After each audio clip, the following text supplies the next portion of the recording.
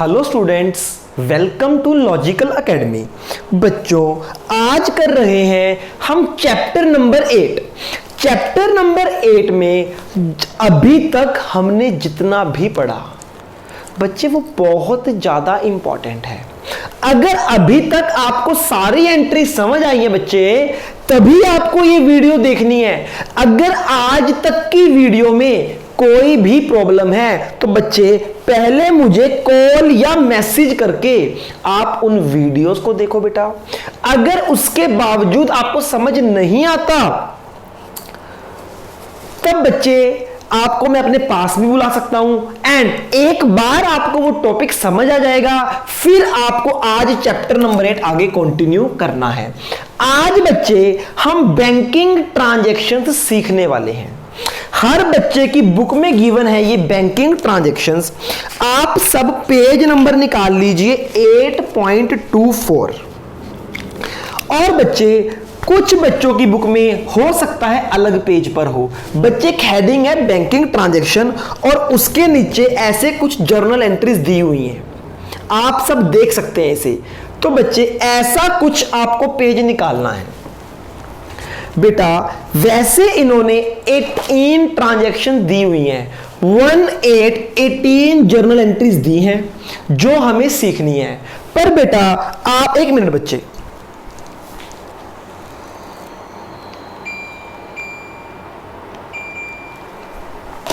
हाँ जी बेटा, बच्चे वैसे तो 18 ट्रांजैक्शंस हैं, पर बेटा आपने मैक्सिमम की हुई हैं। सिर्फ 2 या 3 नई ट्रांजैक्शंस होंगी बच्चे, जिसको हम आज सीखने वाले हैं। ठीक है, आप सब जानते हो बैंकिंग ट्रांजैक्शंस क्या होती हैं। आप सब डेली यूज में भी करते हो आजकल। सर क्या करते हैं हम? देखो बच्चे, आप किसी शॉप पर जाते हो तो बच्चे आपको वहां पेमेंट करनी होती है। आप कैश के थ्रू भी पे कर सकते हो और आप बैंक के थ्रू भी पेमेंट कर सकते हो। तो बच्चे बैंक और कैश होते क्या हैं? ये हमारी एसेट होती हैं। अगर मुझे पैसे कहीं से रिसीव करने हैं तो मैं कैश भी रिसीव कर सकता हूं और मैं बैंक के थ्रू भी पैसा रिसीव कर सकता हूं। यानी हम बैंक के थ्रू पेमेंट भी कर सकते हैं और रिसीव भी कर सकते हैं। सिंपल सा फंडा है। हाँ जी सर, ये बात हमें समझ आती है। तो बच्चे जैसे कैश हमारी एसेट होता है, ऐसे ही बैंक भी हमारी एसेट है। जो हमारे बैंक अकाउंट में पैसे पड़े हैं बच्चे, वो भी हमारी एसेट है। ठीक है, तो बच्चे पहली ट्रांजैक्शंस हैं cash deposit for opening an account. क्या कहता है? हमने बैंक अकाउंट ओपन करने के लिए कैश डिपॉजिट कराया। बच्चे हमने अपना पर्सनल पैसा बैंक में इन्वेस्ट नहीं किया, हमने क्या किया? हमारे बिजनेस में कैश पड़ा था, उस कैश से बैंक अकाउंट ओपन करा लिया। यानी बैंक में पैसे आ जाएंगे, कैश से पैसे चले जाएंगे। That is bank account debit to cash account. Cash withdraw, बच्चे हमने बैंक से पैसा निकाल लिया तो बैंक बैलेंस कम हो जाएगा, कैश बैलेंस बढ़ जाएगा। जो एसेट बढ़ती है डेबिट, जो एसेट कम होती है credit. Cash account debit to bank account. Next बच्चे cash withdraw from bank for personal use. अगर पर्सनल यूज ना होता तो कैश आया, कैश अकाउंट डेबिट, बैंक से कम हो गया, बैंक अकाउंट क्रेडिट। अब इसने क्या बोला? हमने बैंक से पैसा निकाला पर्सनल यूज के लिए। तो मुझे बताओ, बैंक में पैसा कम हो जाएगा ज्यादा? सर बैंक में पैसा कम हो जाएगा तो बैंक हो जाएगा क्रेडिट। एसेट जब कम होती है करते हैं क्रेडिट। बच्चे पर्सनल यूज के लिए है, दैट मींस ड्रॉइंग, तो एंट्री हो जाएगी ड्रॉइंग अकाउंट डेबिट। अगर हम पर्सनल यूज के लिए कैश से पैसा निकालते हैं तो एंट्री होती है ड्रॉइंग टू कैश। अगर हम पर्सनल यूज के लिए बैंक से पैसा निकालते हैं तो ड्रॉइंग टू बैंक। जो भी एसेट कम होगी वो क्रेडिट और ड्रॉइंग हमेशा डेबिट होता है। आई होप इतनी बात आपको समझ आई होगी बच्चे। उसके बाद आपके पास 2 वर्ड्स हैं, ध्यान से समझना। एक होता है बच्चे चेक।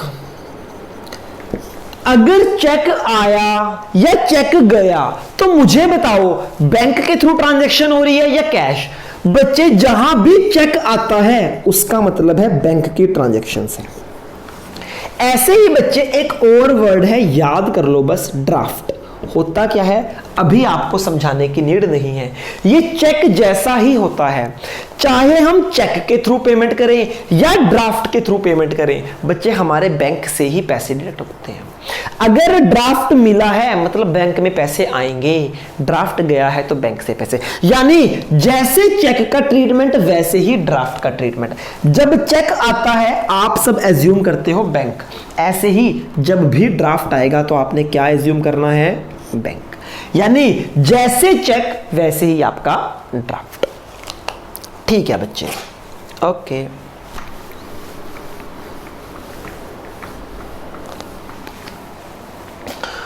अच्छा बच्चे, अगर हमने चेक के थ्रू पेमेंट करी है किसी पार्टी को तो क्या एंट्री हो जाएगी, party account debit to bank. Cheque के थ्रू पेमेंट की है, और अगर ड्राफ्ट के थ्रू पेमेंट की है तब भी क्या एंट्री हो जाएगी, party account debit to bank. यानी चाहे ड्राफ्ट हो चाहे चेक हो, बैंक ही मानना है। तो बच्चे इसके अंदर बच्चे entry number 4 payment by cheque to creditor. Creditor का नाम क्या है, राकेश। राकेश को पेमेंट की है तो राकेश अकाउंट डेबिट, लायबिलिटी खत्म हो गई। क्रेडिटर एक लायबिलिटी है, लायबिलिटी कम तो डेबिट, बैंक के थ्रू पेमेंट टू बैंक।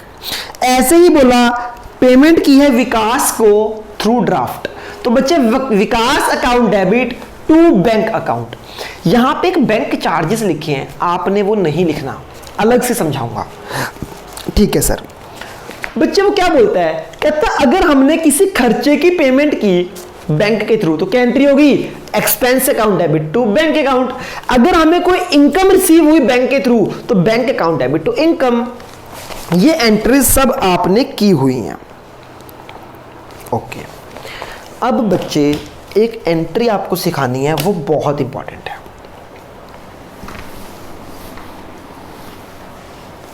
बच्चे एक बात सुनो जरा ध्यान से, ये है बच्चे 1 अप्रैल। एक बात बताओ बच्चे, 1 अप्रैल को राम ने मुझे चेक दिया, मैंने राम से पैसे लेने थे तो उसने चेक के थ्रू मुझे पैसे दिए, राम ने मुझे चेक दे दिया। अब क्या होता है, जब भी चेक आता है तो हम क्या एंट्री करते हैं, bank account debit to Ram. क्यों करते हैं बच्चे, देखो चेक मेरे पास आएगा, उस चेक को मैं बैंक में लेके जाऊंगा और बैंक अकाउंट में पैसे आ जाएंगे। तो जब भी चेक मिलता है हम एंट्री करते हैं बैंक टू राम। ठीक है, चेक रिसीव्ड फ्रॉम राम, क्या एंट्री होगी, यही एंट्री होगी 1 अप्रैल को।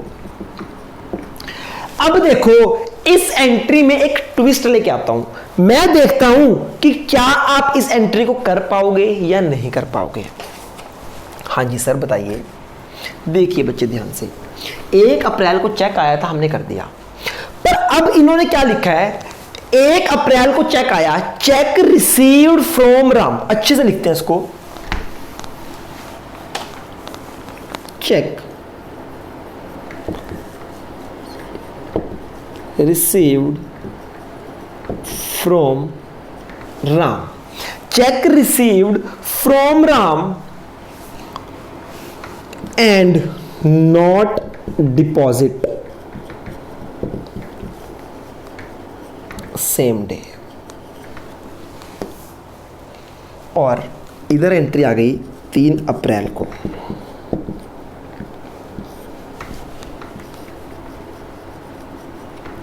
Cheque deposit in bank.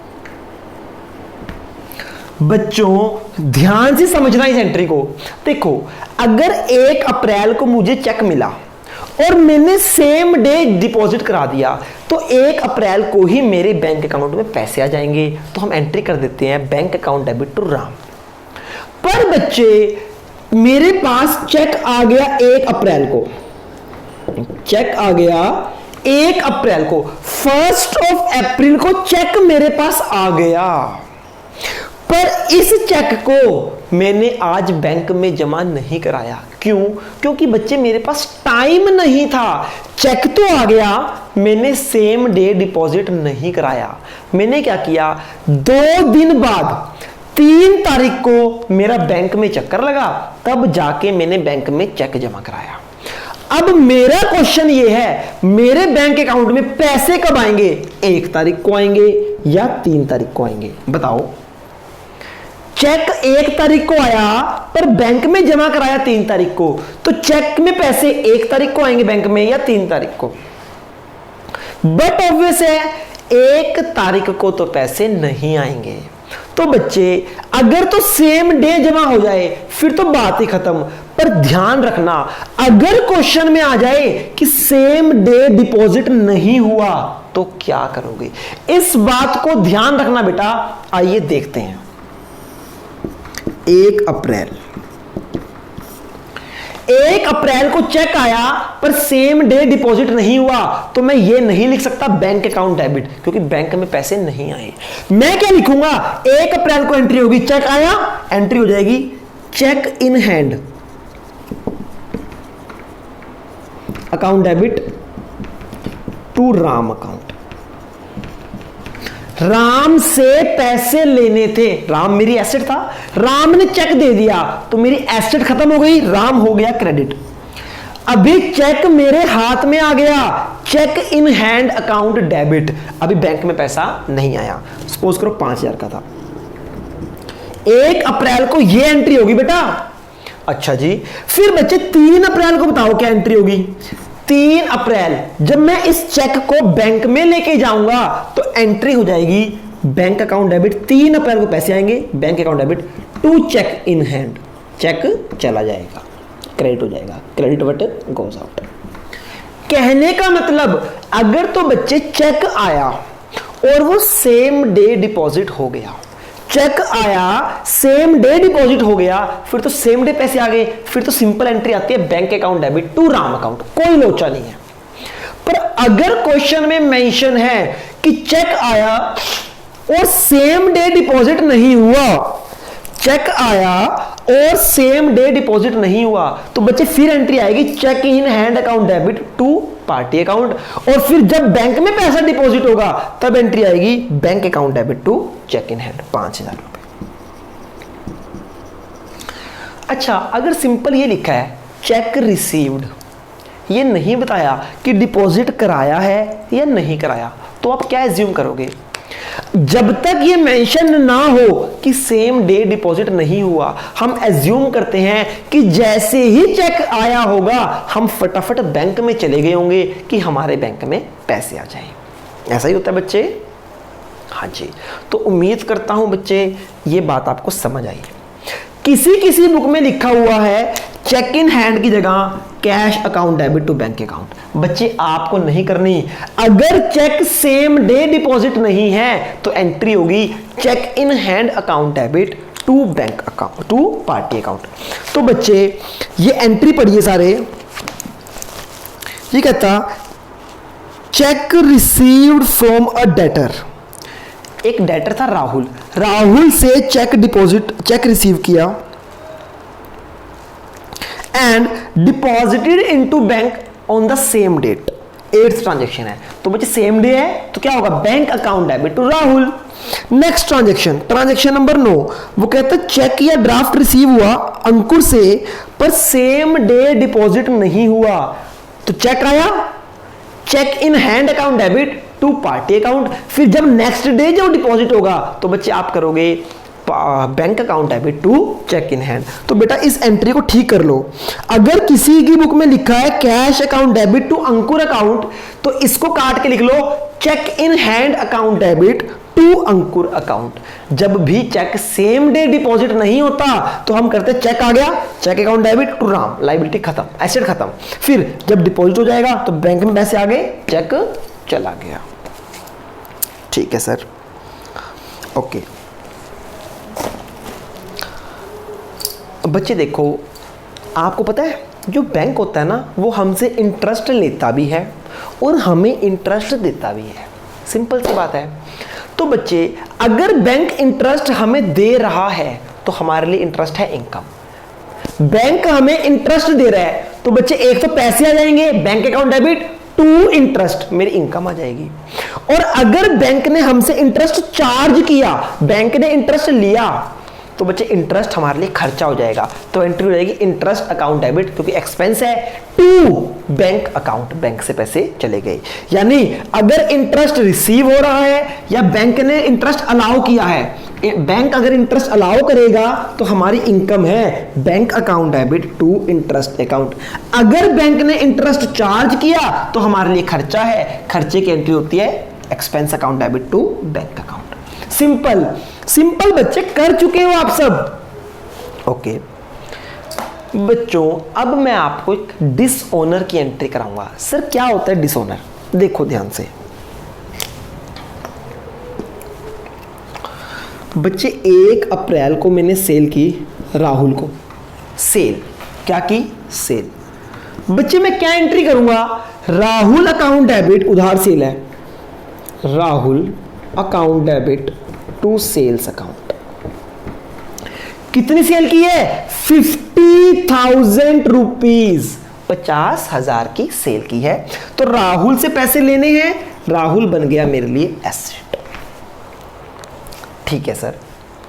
अच्छा बच्चे, आपको एक और बात बताऊं, होता क्या है, आप ना चेक बैंक में डिपॉजिट कराते हो, ठीक, तो आपको लगता है बैंक में पैसे आ गए। पर बच्चे कभी भी बैंक में पैसे जैसे ही आप चेक डिपॉजिट कराओगे ना, तब नहीं आते। पहले वो 2-3 दिन बच्चे प्रोसेसिंग होती है चेक की, यानी वो चेक में ये देखते हैं कि जिस बंदे ने आपको चेक दिया है उसके अकाउंट में पैसे होने भी तो चाहिए, तभी तो आपके अकाउंट में पैसे आएंगे। सुपोज करो आप लोग मेरे पास आए, आपने बोला कि सर पैसे दे दो, और मैंने आपको चेक काट के दे दिया, चेक दे दिया आपको। अगर मेरे अकाउंट में पैसे ही नहीं होंगे तो आपको कभी पैसे नहीं मिलेंगे, चेक हो जाएगा बाउंस। हाँ है ना? हाँ जी सर। चलो देखते हैं बच्चे। देखो राहुल ने चेक दिया, सॉरी राहुल को हमने सेल की, हमारी एसेट होगी। 2 अप्रैल को राहुल ने हमें चेक दे दिया, 2 अप्रैल को हमने राहुल से पैसे लेने हैं, राहुल ने मुझे चेक दे दिया और मैंने सेम डे वो बैंक में जमा करा दिया। तो मैं एंट्री करूंगा चेक रिसीव्ड। क्या बच्चे? Check received. जैसे ही मुझे चेक रिसीव हो जाएगा मैं एंट्री कर दूंगा bank account debit to Rahul account 50,000। मतलब जब बच्चे चेक मेरे पास आ गया, मैंने चेक को बैंक में जमा करा दिया, तो हम मान लेते हैं कि बैंक में पैसे आ गए होंगे, बैंक अकाउंट डेबिट कर दिया और मैंने अपनी इस एसेट को खत्म कर दिया। बच्चे हम तो मान बैठे कि बैंक में पैसे आ गए, अब हुआ क्या? अगले दिन 3 अप्रैल को बैंक का फोन आया मेरे पास। बैंक ने मुझे फोन किया कि भैया आप जो कल चेक देके गए थे ना, वो चेक बाउंस हो गया है। बाउंस मतलब कि राहुल के अकाउंट में तो पैसे ही नहीं है, उसने आपको गलत चेक पकड़ा दिया। इसको बोलते हैं चेक डिसऑनर हो गया। चेक क्या हो गया? डिसऑनर, बाउंस हो गया, फर्जी चेक है। अब बच्चे देखो, जब चेक 3 अप्रैल को हो गया डिसऑनर, पहले देखो बच्चे क्या होगा डिसऑनर के इफेक्ट देखो। बच्चे हमने यहां पे राहुल को एसेट बनाया था, राहुल ने चेक दिया, मैंने एसेट एसेट खत्म कर दी। मुझे बताओ क्या एक्चुअली में ये एसेट खत्म हुई है? जैसे ही चेक डिसऑनर हुआ तो भैया मैंने राहुल से पैसे लेने हैं, दोबारा लेने हैं, तो बच्चे मैं राहुल को दोबारा से एसेट क्रिएट कर लूंगा, राहुल अकाउंट डेबिट। क्यों? क्योंकि बच्चे राहुल से पैसे लेने थे, उसने मुझे चेक दिया तो मैंने अपनी एसेट खत्म कर दी। पर बच्चे चेक से पैसे निकले ही नहीं, तो जो एसेट खत्म की थी मुझे दोबारा क्रिएट करनी पड़ी। जब भी चेक डिसऑनर होता है, हमें कोई चेक रिसीव हुआ और वो डिसऑनर हो गया, तो दोबारा से मेरी एसेट क्रिएट हो गई, राहुल अकाउंट डेबिट। क्या बच्चे बैंक में पैसे आए हैं मेरे? बैंक में पैसे नहीं आए, मैंने डेबिट कर रखा है। तो बच्चे ठीक करने के लिए मैं कर दूंगा बैंक में पैसे जो आए थे वो चले गए, यानी बैलेंस हो गया नील। बच्चे ये होती है डिसऑनर की एंट्री। देखो जी, ये है क्या है ये है चेक रिसीव्ड डिसऑनर। ये एंट्री सिखाइए बेसिकली आपको। लॉजिक समझ आया बच्चे? देखो जब राहुल का चेक डिसऑनर हो गया तो राहुल मेरे दोबारा से एसेट बन गया, एसेट बन गया डेबिट। और मेरे जो बैंक में पैसे आए नहीं थे, मैं एज्यूम कर लिया कि बैंक में पैसे आ गए, मैंने बैंक को डेबिट कर दिया था। तो ठीक करने के लिए इस इफेक्ट को खत्म करना है, मैंने बैंक को क्रेडिट कर दिया कि भैया कोई पैसे नहीं आए, बैंक दोबारा से क्रेडिट हो जाओ। अब मेरी जर्नल एंट्री ठीक हो गई, यानी बैंक में पैसे आए गए खत्म, जीरो। क्लियर है? तो बच्चे जब भी चेक रिसीव डिसऑनर होगा तो एंट्री होगी debtor to bank. Hope so इतनी ट्रांजैक्शंस आपको क्लियर है।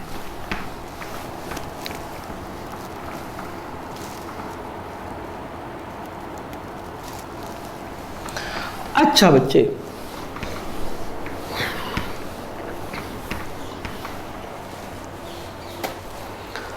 कई बार क्या होता है, चेक हमें मिला और वो डिसऑनर हो गया। ऐसा भी तो हो सकता है मैंने किसी को चेक दिया और वो डिसऑनर हो जाए, तो तब क्या होगा आइए देखते हैं। बच्चे पहले मैंने की परचेज राम से, तो क्या एंट्री होगी?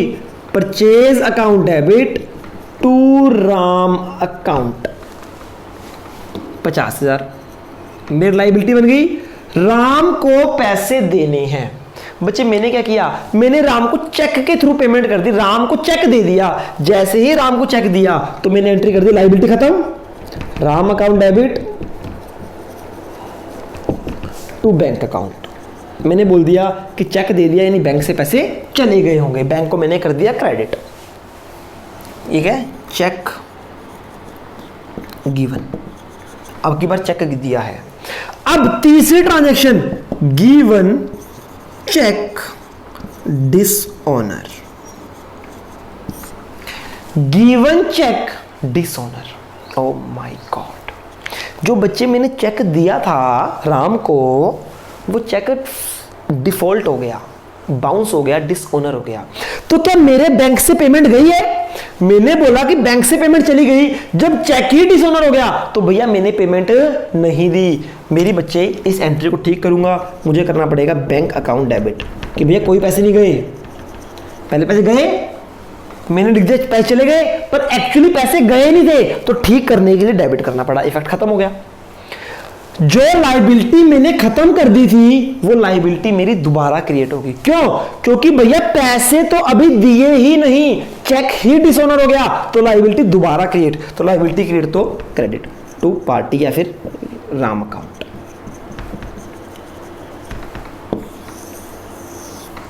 तो बच्चे अगर तो गिवन चेक डिसऑनर होता है तो एंट्री होती है बैंक टू पार्टी, अगर रिसीव्ड चेक डिसऑनर होता है तो एंट्री होती है पार्टी टू बैंक। क्यों? क्योंकि दोबारा से हमारी एसेट या लायबिलिटी क्रिएट हो जाती है।